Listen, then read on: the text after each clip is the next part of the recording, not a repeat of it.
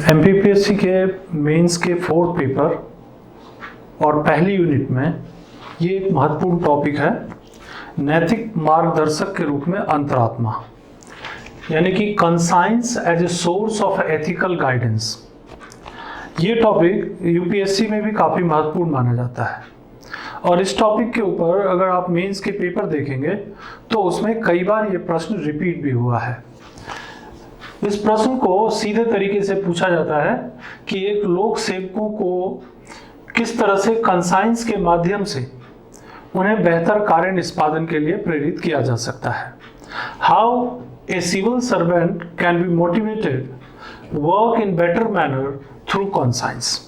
इसका मतलब ये हुआ कि लोक सेवकों के लिए कंसाइंस एक बहुत महत्वपूर्ण घटक साबित हो जाता है जब वो प्रशासन में काम करने के लिए जाते हैं। और प्रशासन ही क्यों, अगर हम बात करें तो जितनी भी, चाहे वो प्राचीन घटनाएं हो, चाहे वो रामायण की घटना हो या महाभारत की घटना हो या वर्तमान में भी प्रशासन जब काम करता है तो आप देखेंगे कि उसमें बहुत सारी जगहों पे कंसाइंस की आवश्यकता होती है। यहाँ पर कंसाइंस से मतलब क्या है, कुछ उदाहरणों से देखने का प्रयास करते हैं। जैसे महाभारत की रामायण की एक घटना को देखते हैं। रामायण की एक घटना में विभीषण के पास दो ऑप्शन होते हैं। वो चाहे तो अपने भाई रावण के साथ रहकर राम के विरुद्ध युद्ध लड़ सकते हैं और दूसरा उनके पास ऑप्शन है कि वो राम के पास जाकर के अपने भाई रावण के विरुद्ध जो है युद्ध लड़ सकते हैं। एक तरफ सच्चाई है और एक तरफ अभिमान, घमंड और गलत काम है। अब विभीषण के पास एक डायलिमा है, एक संघर्ष, एक दुविधा की स्थिति है और इस दुविधा की स्थिति से निकलने के लिए उसके पास अंतरात्मा है और उसने ये तय किया कि हमें गलत का साथ देने के बजाय सही का साथ देना चाहिए और वो राम के साथ चले गए। यहाँ पर अंतरात्मा की बात आती है और ऐसे ही कई उदाहरण महाभारत में भी देखे जा सकते हैं और वर्तमान परिवेश में भी अगर कोई लोक सेवक, एक पुलिस अधिकारी, जैसे कि अभी महामारी का दौर चल रहा है कोविड-19 का, और इस दौर में लोग अपने अपने तरीके से, चाहे वो लोक सेवक हों, चाहे समाज सेवी हों या आम आदमी हो, सभी एक दूसरे की मदद भी कर रहे हैं। हमने कई बार देखा टेलीविजन में कि एक पुलिस अधिकारी हैं, वो उनका काम है लॉ एंड ऑर्डर को मेंटेन रखना, लेकिन उसके बावजूद भी अगर उसी बीच में किसी बच्चे का बर्थडे आ जाता है तो उसे घर जाकर केक भी पहुंचाते हैं, या कोई मजदूर है, बीमार है, या कोई ऐसा व्यक्ति है जो चल फिर नहीं सकता और उसकी मदद के लिए वो आगे आते हैं। जरूरी नहीं है कि वो ऐसा करें, लेकिन यहाँ पर कंसाइंस, उनकी अंतरात्मा उन्हें प्रेरित करती है कि वो अपनी ड्यूटी, अपने कर्तव्यों के अलावा इन कार्यों को भी करें और समाज की बेहतरी के लिए अपना सहयोग प्रदान करें। तो लोक सेवकों के संदर्भ में अंतरात्मा बहुत ही प्रासंगिक एक तथ्य है। और जब नियम कानूनों की बात आती है, क्योंकि बहुत सारे ऐसे घटक होते हैं, बहुत सारे ऐसे पहलू होते हैं जहां पर नियम कानून स्पष्ट नहीं होते, जहां पर नियम कानूनों की व्याख्या संदिग्ध होती है, जहां पर जो तर्क होते हैं वो पूरी तरह स्पष्ट नहीं होते, और वहां पर लोक सेवकों को अपनी अंतरात्मा की आवाज पर निर्णय लेना पड़ता है।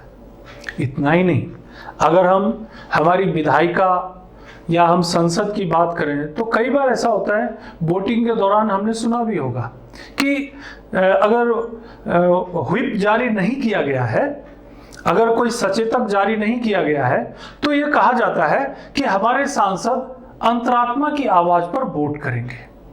इसका क्या अर्थ हुआ? इसका अर्थ यह हुआ कि उन्हें जो सही लगता है, उन्हें कोई कानून, संविधान, नियम से मजबूर नहीं किया जाएगा।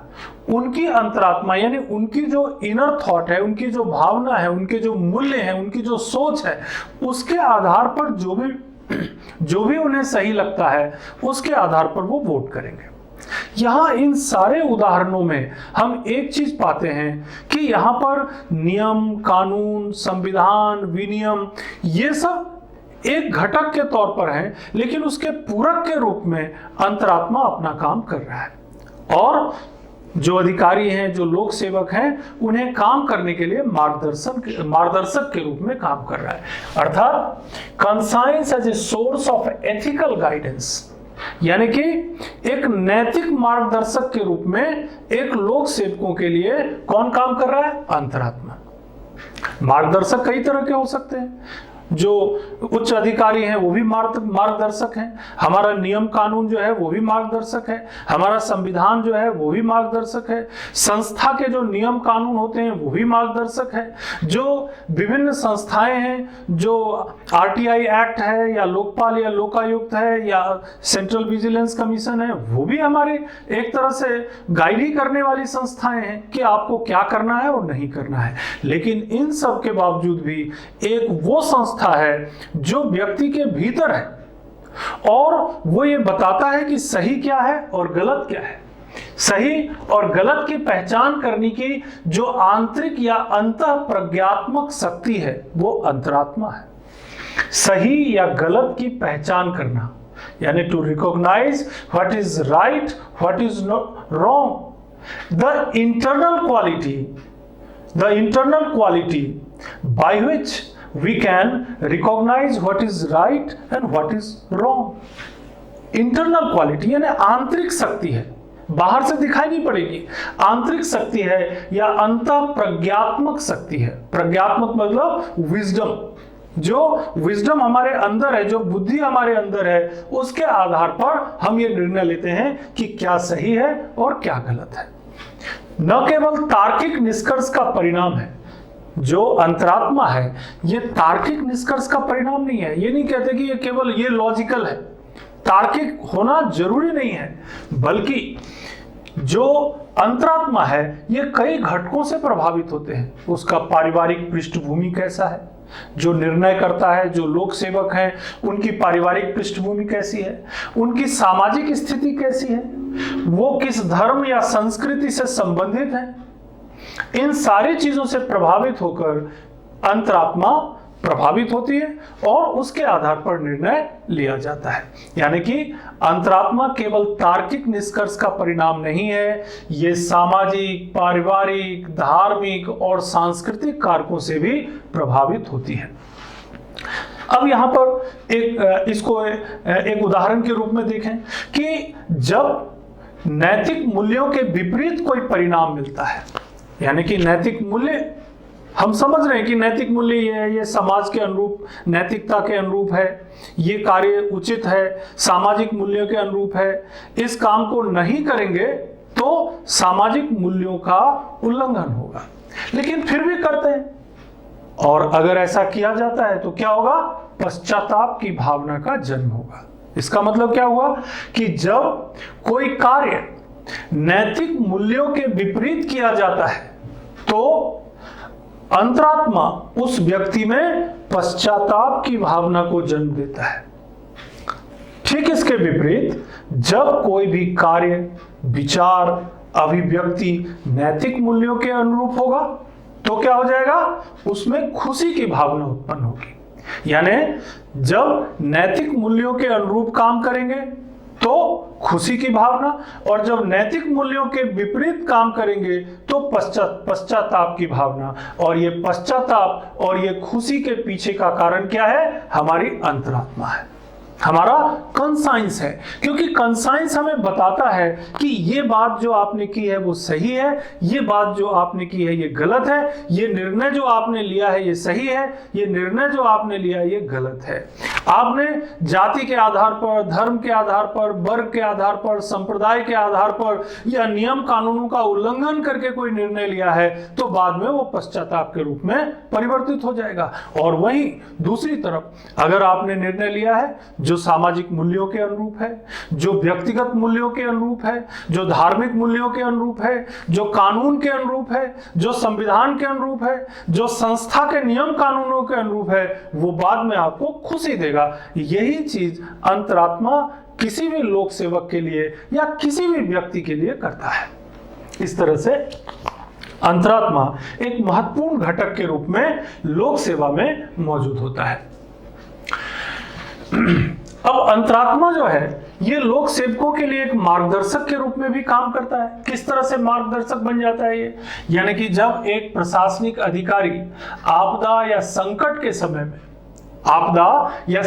समय में निर्णय लेते हैं तो उस निर्णय के दौरान उन्हें कोई बाहरी मार्गदर्शक उनके पास नहीं होता है, और ऐसी स्थिति में उनके पास एक ताकत होती है और वो होती है अंतरात्मा की। क्या सही है, क्या सही निर्णय लेना चाहिए या क्या गलत निर्णय होगा, ये उनको गाइड करने वाली एक संस्था है उनके भीतर जो अंतरात्मा है।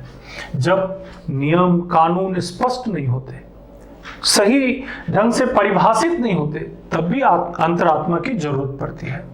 अगर ऐसा कोई कार्य या ऐसी कोई परिस्थिति उत्पन्न हुई है जिसका पहले से कोई उदाहरण मौजूद नहीं है, नई परिस्थिति है और नए सिरे से आपको निर्णय लेना है और पहले से कोई गाइडेंस भी नहीं है, उसके लिए पूर्व में कोई नियम कानून परिभाषित भी नहीं है, तो फिर ऐसी परिस्थिति में क्या करेंगे? ऐसी परिस्थिति में भी अंतरात्मा की आवाज पर निर्णय लेना पड़ता है कि सही क्या है, लोगों को के बेहतरी के लिए कौन सा काम है, जन कल्याण को प्रभावित करने के लिए, बेहतर करने के लिए कौन सा काम है। और उन सब जगहों पर जहां नियम कानून परिभाषित नहीं है, जहां दुविधा की स्थिति है, जो संकट की स्थिति है, जब कोई ऐसी समस्या जिस पर तत्काल निर्णय लेना होता है, तो तत्काल निर्णय लेने में भी यह ध्यान रखना पड़ता है कि लोगों का भला हो, नुकसान ना हो।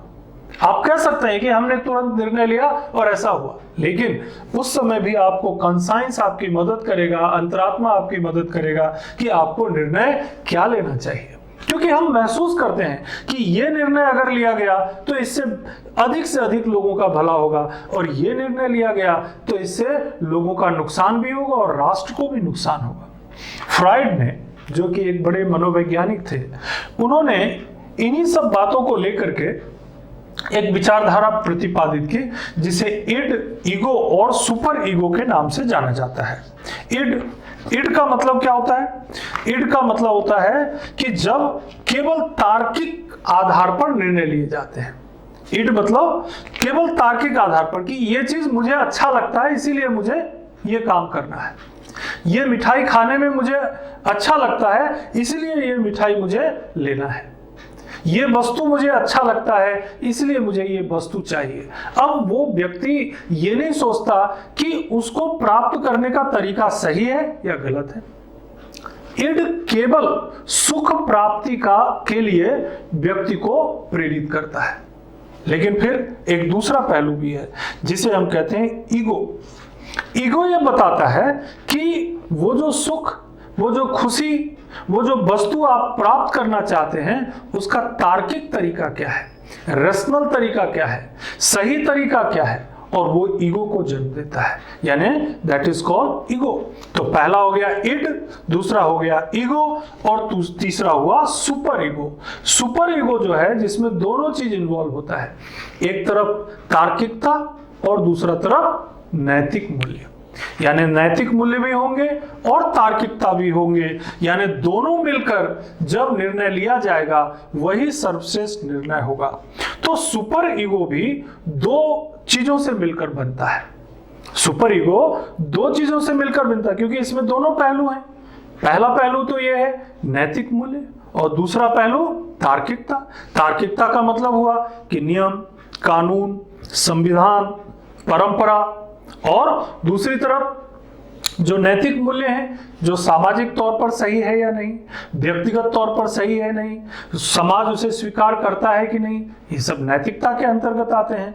तो नैतिक और जो तार्किक मूल्य हैं ये दोनों चीज सुपर ईगो में आता है। तो इसको बनने में भी दो घटक हो जाते हैं, एक अंतरात्मा यानी कंसाइंस और दूसरा आइडियल सेल्फ यानी आदर्श स्व। आदर्श स्व। तो अंतरात्मा जो हम बात अभी कर ही रहे हैं कि वो तो व्यक्ति के अंदर है, व्यक्ति को कार्य करते हुए ये मार्गदर्शन करता है कि आप इस तरह से काम करिए, ये सही है, ये गलत है। समय समय पर जहां पर कि दुविधापूर्ण निर्णय लेने होते हैं, जहां पर कि कोई पहले से मार्गदर्शन मौजूद नहीं है, जहां पर नियम कानूनों की कोई पूर्व व्याख्या नहीं है, वहां पर मदद करता है कौन? अंतरात्मा। और दूसरी चीज आदर्श स्व। आदर्श स्व मतलब एक समाज में हर एक घटना, हर एक परिस्थिति, हर एक काम के लिए एक आदर्श की रचना होती है, एक आइडियल स्टेज होता है कि ये अगर ऐसा होगा तो ये बेस्ट होगा। और वो आदर्श स्व जो होता है वो भी इस सुपर ईगो के निर्माण में कंट्रीब्यूट करता है। तो सुपर ईगो दो चीजों से मिलकर बन गया, अंतरात्मा और आदर्श स्व, और ये दोनों चीज मिलकर अल्टीमेटली एक व्यक्ति को, उनको जब वो प्रशासन में काम करते हैं, जब वो लोक सेवक के रूप में काम करते हैं, तो उन्हें श्रेष्ठ निर्णय लेने के लिए मजबूर करता है। आदर्श स्व उन्हें बताता है कि ये सही निर्णय है, ये आदर्श है, इस आदर्श तक आपको पहुंचना है। और अंतरात्मा उन्हें बोलता है कि अगर आप उस आदर्श की तरफ नहीं जा सकते, अगर उस आदर्श से ठीक उल्टा आप जाएंगे तो आपको पश्चाताप होगा।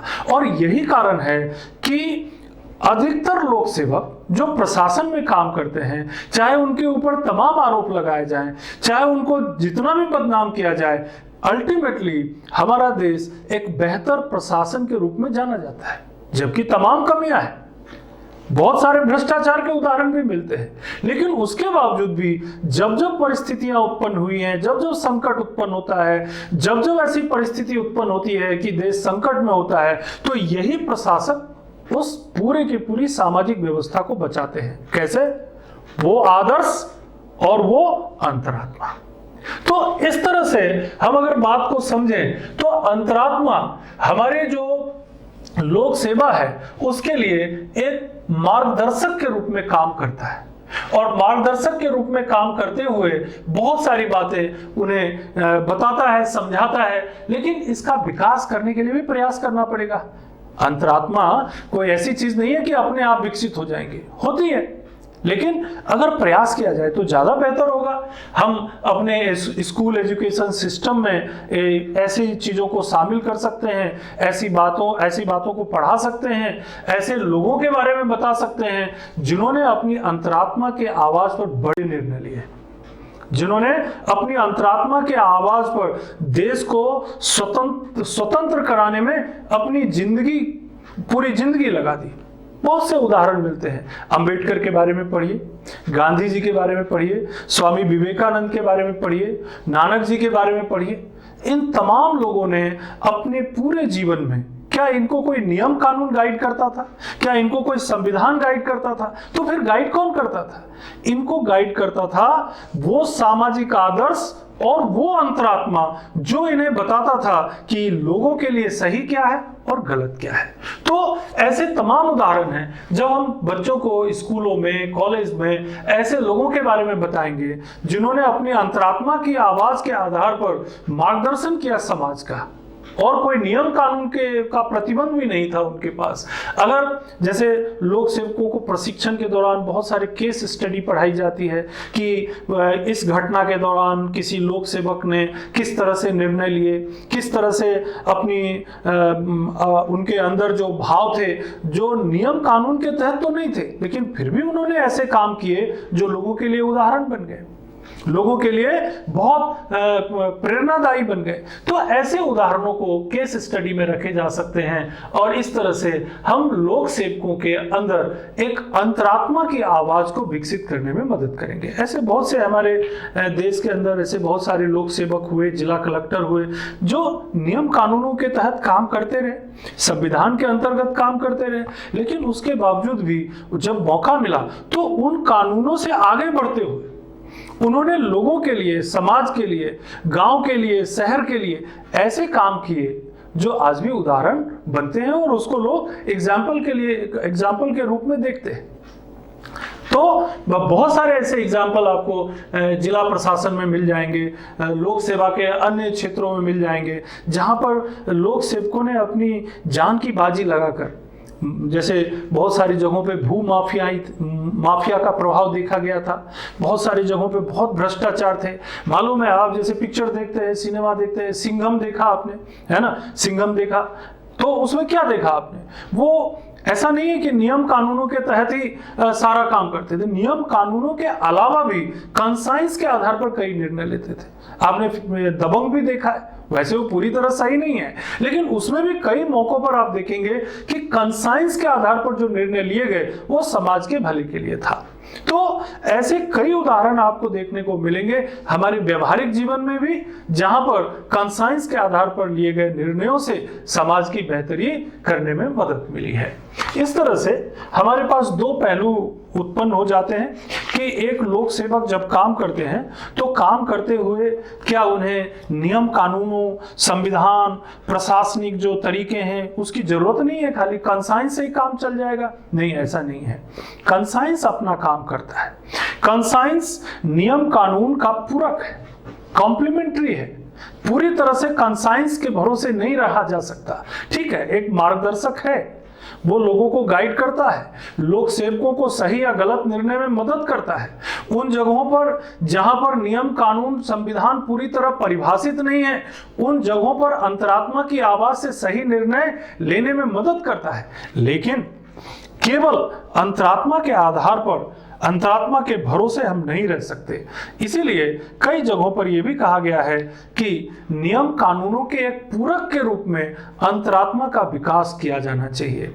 और जब अंतरात्मा का समुचित विकास होगा तो एक तरफ जहां नियम कानून एक मार्गदर्शक के रूप में लोक सेवकों को नियंत्रित करेंगे, वहीं अंतरात्मा भी लोक सेवकों को नियंत्रित करने में मदद करेंगे। और इसका फायदा यह होगा कि लोक सेवा जिस उद्देश्य से स्थापित किया गया है, जिस पर्पस से उसे सेवा कहा गया है, लोक सेवक का मतलब जो जनता की सेवा करे। ये नहीं कि पैसा कमाने के पर्पस से, जनता की सेवा करने वाला व्यक्ति है ना। और इस पर्पस से जब वो काम करेंगे तो ये अंतरात्मा स्वतः ही उनको मदद करेगा कि कानून भी पालन हो रहा है, संविधान भी पालन हो रहा है, नियम भी पालन हो रहा है। लेकिन बहुत सारी जगहों पर जहां नियम कानून संविधान परंपराएं मौन हैं, अंतरात्मा उन्हें सही काम करने के लिए मार्गदर्शन करेंगे।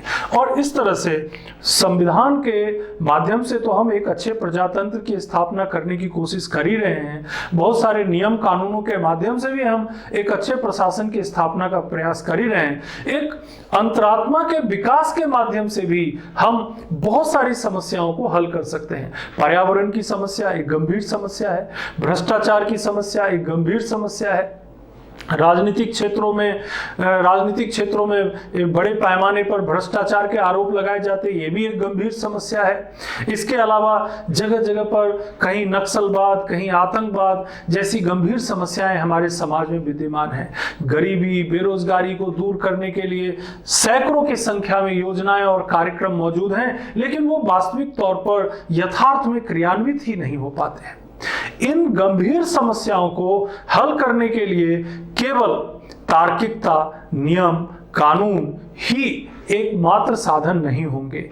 अगर हम लोक सेवकों के भीतर अंतरात्मा जैसे तत्वों का समावेश करें, उनको अंतरात्मा के माध्यम से सही मार्गदर्शन करें, तो स्वाभाविक है कि ये जो समस्याएं हैं जिसका जिक्र मैंने अभी किया, उन समस्याओं को हल करने में काफी मदद मिलेगी। इसीलिए अंततः यह कहा जा सकता है कि कंसाइंस यानी हमारी अंतरात्मा, हमारी जो अंतरात्मा है, ये एक नैतिक मार्गदर्शक है, प्रशासन को बेहतर बनाने के लिए एक अच्छा गाइड है, हमारे लोक सेवा को वास्तविक रूप में स्थापित करने का एक बहुत अच्छा साधन है। इसीलिए चाहे जैसे भी हो, चाहे स्कूल में हो, कॉलेज में हो, ट्रेनिंग के दौरान हो, लोक सेवा में कार्य के दौरान हो, अलग अलग अवसरों पर, अलग अलग कार्यक्रमों के दौरान, सेमिनार आयोजित करके हो, चाहे जैसे भी हो, ये हमारी ड्यूटी है, ये हमारी राजनीतिक कार्यपालिका की ड्यूटी है, ये जनता की भी एक जिम्मेदारी है कि हम ऐसे लोक सेवक को तैयार करें जो अंतरात्मा के आवाज के आधार पर, अंतरात्मा के माध्यम से सही और गलत की पहचान कर सकें और समाज की बेहतरी के लिए सही निर्णय ले सकें। धन्यवाद।